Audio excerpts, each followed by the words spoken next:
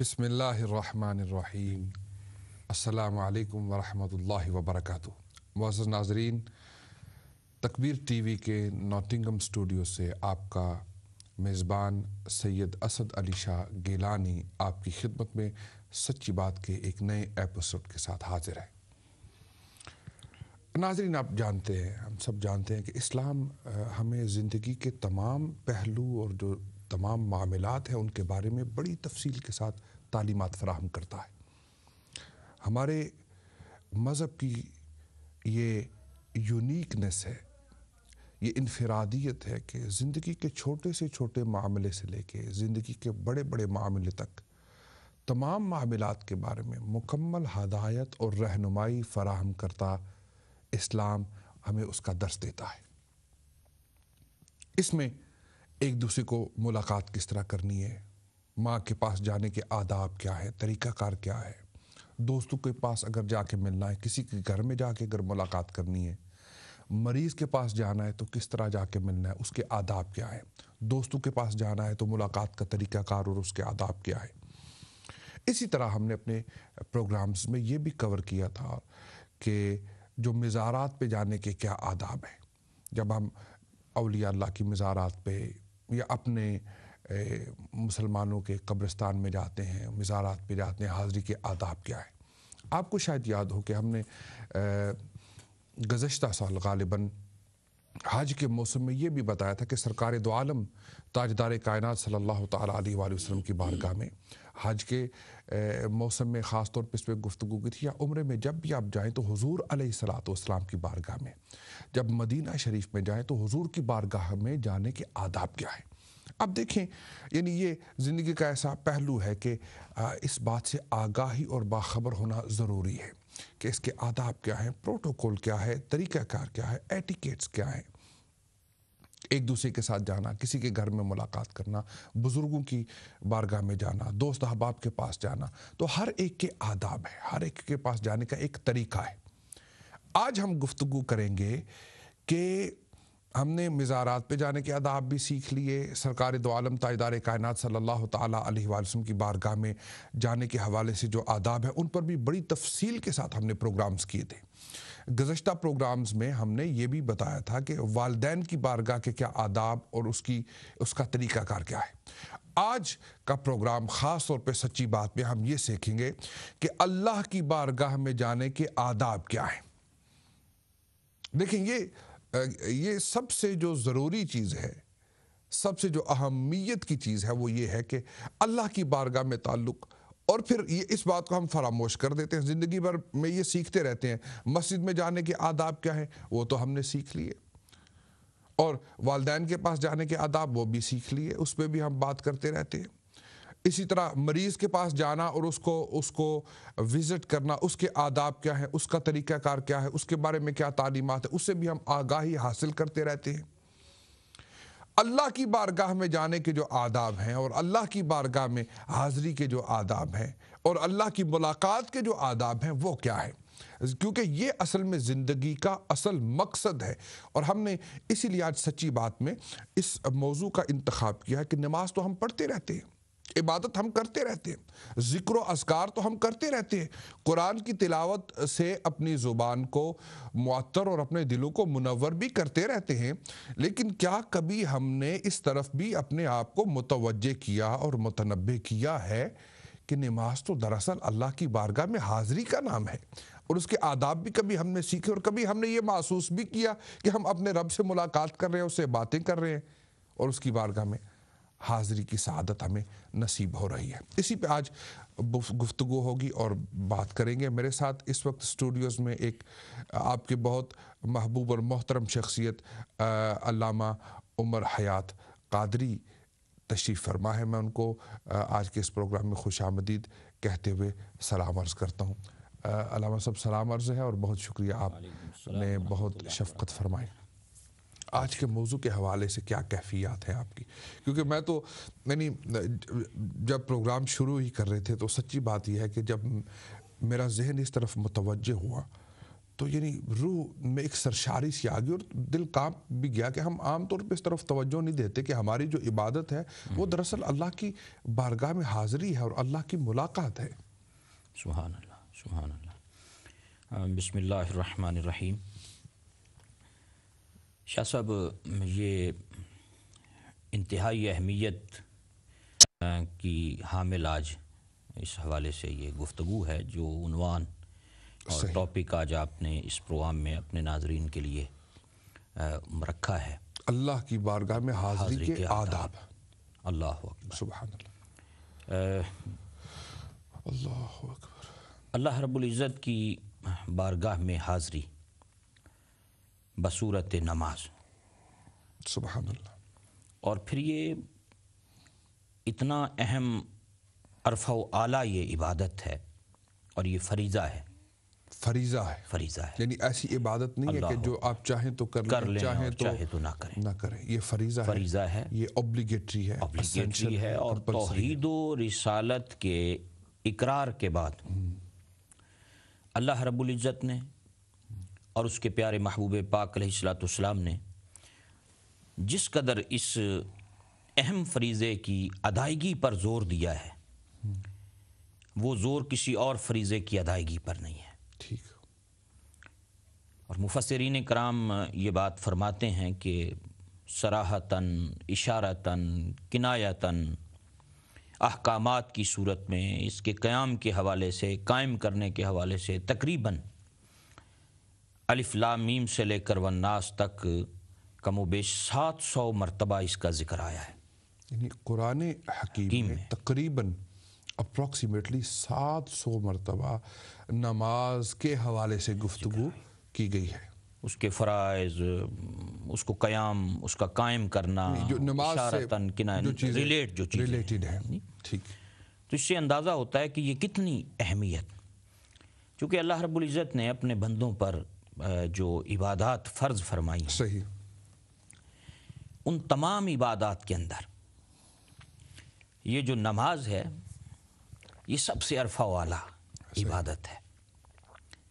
اور پھر آپ دیکھیں کہ یہ وہ عمل ہے، وہ عبادت ہے کہ باقی جتنے بھی احکامات ہیں وہ اللہ رب العزت نے زمین پر حضرت سیدنا جبرائیل امین علیہ السلام کے ذریعہ اپنے محبوب پاک علیہ السلام کی طرف ان کا حکم اتارا ہے، پیغام بھیجا ہے، اور اسے اپنے قرب خاص میں بلا کر اپنے محبوب کو معراج کی رات یہ نماز والا تحفہ امت کے لیے اللہ رب العزت نے اپنے حبیب پاک علیہ السلام کو عطا فرمایا. خوبصورت بات ہے. یعنی یہ محبوب کی طرف سے ایک تحفہ ہے. معراج کی رات جب سرکار دو عالم تاجدار کائنات صلی اللہ تعالیٰ علیہ وسلم وہ نو پلیس لا مقام میں جب تشریف لے کر اور اللہ تعالیٰ سے ملاقات ہوئی تو آپ کی جو میریکولس اسینشن ہے، جو معراج پہ تشریف لے جانا، اس وقت یہ تحفے کے طور پہ نماز امت کو اور امت کے لیے، اور اسی لیے فرمایا گیا کہ نماز جو ہے وہ مومن کی معراج ہے. سبحان اللہ.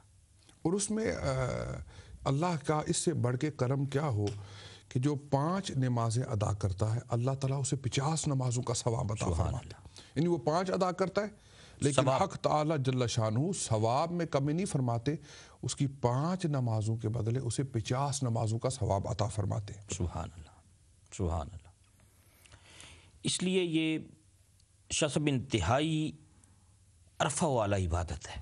علامہ صاحب، آپ کبھی محسوس نہیں کرتے کہ ہمارے ہاں جو معاشرتی برائیاں ہیں اور جو قباحتیں ہیں جی ہمارے معاشرے میں، ہمارے گھروں میں، ہماری مساجد میں، ہماری انفرادی زندگی میں، ہماری اجتماعی زندگی میں، ہماری دنیاوی زندگی میں، ہماری معاشرت میں، ہمارے تجارت میں، ہمارے کاروبار میں، ہمارے رشتہ داریوں میں، ہمارے معاملات میں جتنی بھی خرابیاں ہیں اور اس میں جو کرپشن ہمیں نظر آ رہی ہے، صحیح، جتنی بھی برائیاں ہمیں نظر آ رہی ہیں زندگی کے ہر پہلو کے حوالے سے، ہاں وہ انفرادی ہو یا اجتماعی ہو، دینی ہو، دنیاوی ہو، سیاسی ہو، معاشی ہو، معاشرتی ہو، اس میں جتنی بھی ہماری کرپشن ہے اور جتنی بھی خرابیاں ہیں اور جتنی بھی برائیاں ہیں، اس میں آپ یہ نہیں سمجھتے کہ اس کی ایک بڑی وجہ ہمارے تو انفرادی اور اجتماعی سطح پہ نماز میں جو کوتاہی ہے وہ اس کی وجہ ہے. یقیناً شاہ صاحب ایسا ہے کہ چونکہ دیکھیں اللہ رب العزت نے اپنے بندوں پر جو بھی عبادات لازم فرمائی ہیں ان عبادات کے حقوق، ان کے آداب، ان کی شرائط، صحیح، ان کے ظاہری آداب، ان کے باطنی آداب، ان کی تعلیم بھی ہمیں دی گئی۔ ایسا ہی ہے۔ اچھا، جب ہم نے ان کو فراموش کیا، ان عبادات کے حقوق و فرائض، شرائط، آداب، ان چیزوں کو ہم نے بالائے طاق رکھ دیا تو نتیجتاً یہ عبادات ہماری رسم بن گئی۔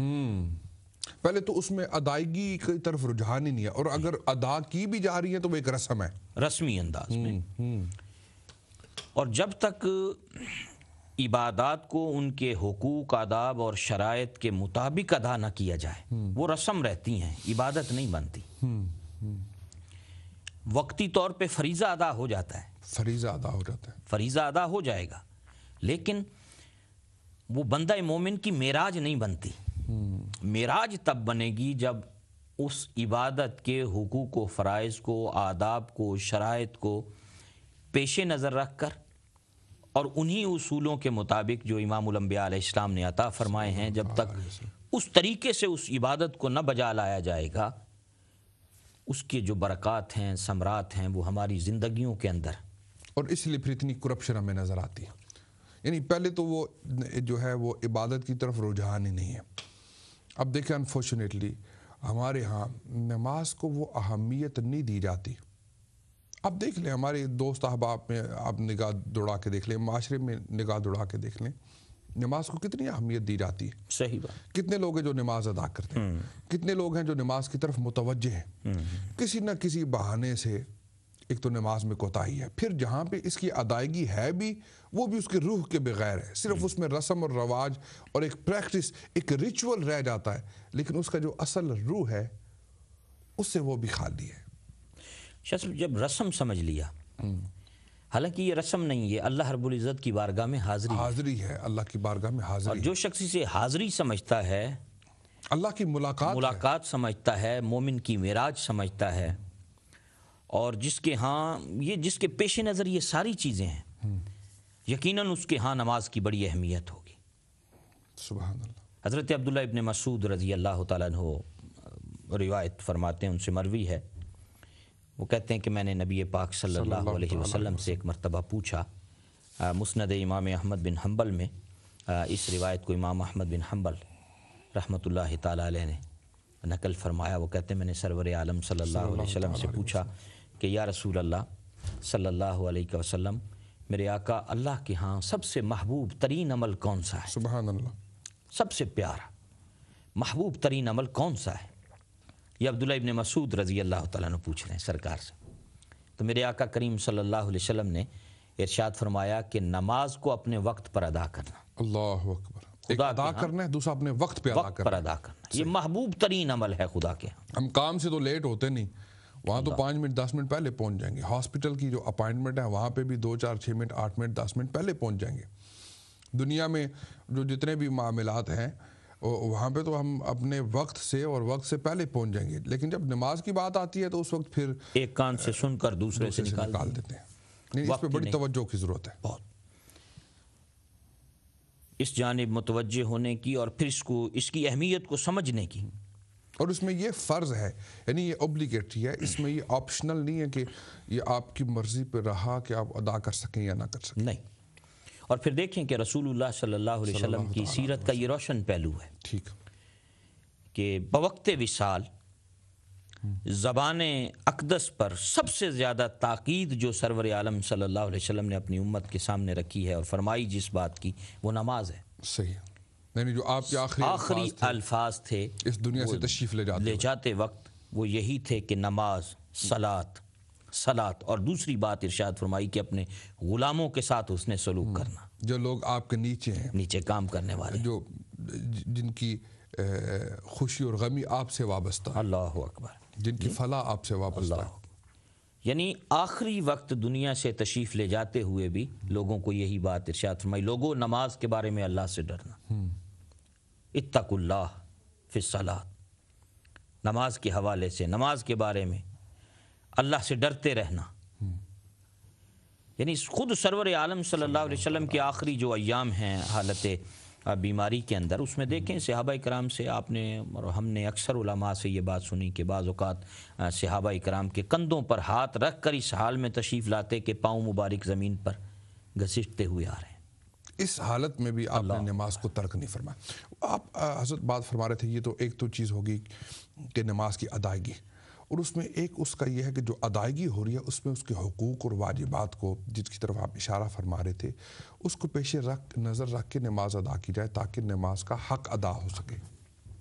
بے شک شاہ صاحب، اس میں بزرگان دین نے، اہل اللہ نے، محدثین نے، مفسرین نے بہت کچھ اس پر کلام کیا ہے، لکھا ہے اس حوالے سے. ٹھیک کہ ایک بندہ مومن جب اللہ رب العزت کی بارگاہ میں آئے، حاضری کے لیے آئے، تو اس کے جو حقوق ہیں، اس کی جو شرائط ہیں، اس کے جو آداب ہیں، ان کو پیش نظر رکھے. صحیح. اچھا، کچھ چیزیں تو وہ ہیں کہ جو نماز کی شرائط کے اندر ہیں، اور کچھ چیزیں وہ ہیں جو نماز کے فرائض ہیں. ٹھیک. دونوں ضروری ہیں، کچھ نماز سے پہلے ضروری ہیں، کچھ ہاں کچھ کنڈیشنز ہیں، کچھ ابلیگیٹریز ہیں، فرائض جن کو ہم کہتے ہیں، شرائط کہتے ہیں، کچھ وہ چیزیں ہیں. اور یہاں ان پر ہم گفتگو جو ہے وہ کرنے سے پہلے میں ساتھ ایک دو باتیں جو ہیں ہم اس حوالے سے بھی میں یہاں عرض کرنا چاہوں گا کہ کچھ اس کے فوائد بھی ہیں. اچھا، فرائض بھی نہیں، پہلے اسے شرائط، conditions of prayer, conditions of صلاح، اس کے بعد اس کے آرٹیکلز آگے جو اس کے اوبلیگیٹریز ہیں جو اس کے، اور اس کے بعد فوائد ہیں. اچھا، میں چاہ رہا تھا کہ چند فوائد جو ہیں وہ بھی ہم اپنے ناظرین کے سامنے اس کے ایک رکھیں کہ یہ عبادت بھی اللہ نے فرض کی ہے، ایک ہے اس کی ادائیگی، اس کے آداب. صحیح. اچھا، جب ایک بندہ اس کو ادا کرتا ہے اسے فائدہ اس کا کیا ہوتا ہے؟ فائدہ کیا ہوتا ہے؟ ایک تو یہ فائدہ ہے کہ اس کے ذمے سے فریضہ ادا ہو گیا، یعنی اس نے رب نے اس کا فرض تھا اس کو فلفل کر دیا، اپنی ڈیوٹی ادا کر دی. ڈیوٹی اس نے ادا کر دی. ٹھیک ہے. اچھا، دوسرا سرور عالم صلی اللہ علیہ وسلم نے اس کا ایک فائدہ سیدنا ابو ہریرہ رضی اللہ تعالیٰ عنہ کو میرے آقا کریم علیہ السلام نے ایک مرتبہ ارشاد فرمایا اپنی اولاد کو نماز کا حکم دو، اللہ انہیں ایسی جگہ سے رزق عطا کرے گا جہاں ان کا گمان بھی نہ ہوگا. سبحان اللہ. یعنی رزق میں برکت ہوتی ہے، فراخی ہوتی ہے، فراوانی ہوتی ہے. شادگی کا سبب ہمارے یہاں بڑی جناب عام طور پہ نا لوگ اس کی شکایت کرتے ہیں، آپ کو بھی اس کا تجربہ ہوگا، مجھے بھی اس کا بڑا تجربہ ہے کہ اس بات کی شکایت کرتے ہیں کہ بھی روزی بند ہو گئی ہے. لوگ کہتے ہیں جناب کسی نے بندش کر دی ہے، روزی بند کر دی ہے کسی نے. جس طرف ہاتھ ڈالتے ہیں اس طرف ناکامی جو ہے اس سے دوچار ہونا پڑتا ہے. کاروبار میں برکت ختم ہو گئی ہے، جو ہے وہ جس طرف پیسہ لگاتے ہیں پیسہ ڈوب جاتا ہے، نقصان ہو جاتا ہے. تو اس کی وجہ یہ ہے کہ اگر انہیں کہیں کہ ہاں بھئی آپ نماز ادا کریں اور اس کی پابندی کریں، کیونکہ نماز ادا نہ کرنے کی وجہ سے وہ برکتوں سے آپ محروم ہیں. پھر بدقسمتی یہ بھی ہے شاہ صاحب کہ ہمارے جو لوگ ہیں نا وہ شارٹ کٹ تلاش کرتے ہیں. صحیح. ٹھیک. یعنی ہمیں یہ بھی غور کرنا چاہیے کہ کہیں ایسا تو نہیں کہ ہم اپنے معاملات کے اندر، اپنے زندگی کے معاش کے معاملات کے اندر، روزمرہ زندگی کے اندر، کیا ہم نے اللہ اور اس کے رسول کے جو بتائے ہوئے اصول ہیں ان کو فراموش تو نہیں کر دیا؟ کہیں ہم رسول کریم صلی اللہ علیہ وسلم کے اسوہ حسنہ سے ہٹ کر کوئی اور نئے راستے تو تلاش نہیں کر رہے؟ کیونکہ ہماری نجات، ہماری کامیابی انہی اصولوں میں ہے جو سرور عالم صلی اللہ علیہ وسلم نے اپنی امت کو عطا کی ہیں. تو یعنی اس سے نماز کے ادا کرنے سے رزق میں برکت ہوتی ہے، رزق میں کشادگی ہوتی ہے، اللہ رزق بڑھتا ہے، اور ایسی جگہوں سے رزق ملتا ہے جہاں سے انسان نے سوچا بھی نہیں ہوتا.